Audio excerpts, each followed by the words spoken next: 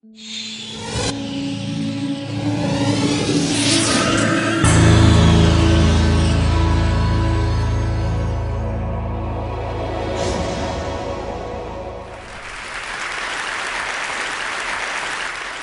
story is about taking imagination seriously.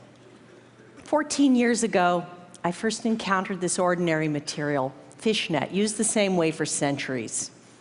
Today, I'm using it to create permanent, billowing, voluptuous forms, the scale of hard-edged buildings in cities around the world. I was an unlikely person to be doing this. I never studied sculpture, engineering, or architecture. In fact, after college, I applied to 7 art schools and was rejected by all 7. I went off on my own to become an artist, and I painted for 10 years when I was offered a Fulbright to India. Promising to give exhibitions of paintings, I shipped my paints and arrived in Mahabalipuram. The deadline for the show arrived. My paints didn't. I had to do something. This fishing village was famous for sculpture, so I tried bronze casting. But to make large forms was too heavy and expensive.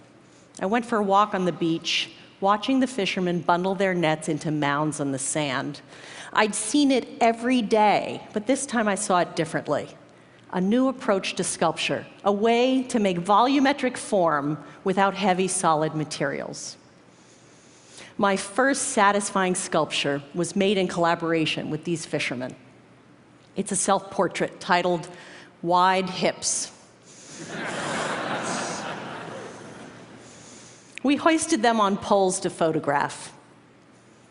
I discovered their soft surfaces revealed every ripple of wind in constantly changing patterns.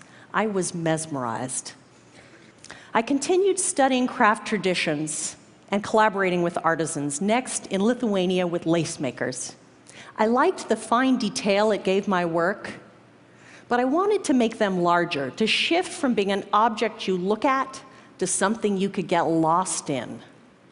Returning to India to work with those fishermen, we made a net of 1.5 million hand-tied knots. Installed briefly in Madrid, thousands of people saw it, and one of them was the urbanist Manuel Sola Morales, who was redesigning the waterfront in Porto, Portugal. He asked if I could build this as a permanent piece for the city. I didn't know if I could do that and preserve my art. Durable, engineered, permanent, those are in opposition to idiosyncratic, delicate, and ephemeral.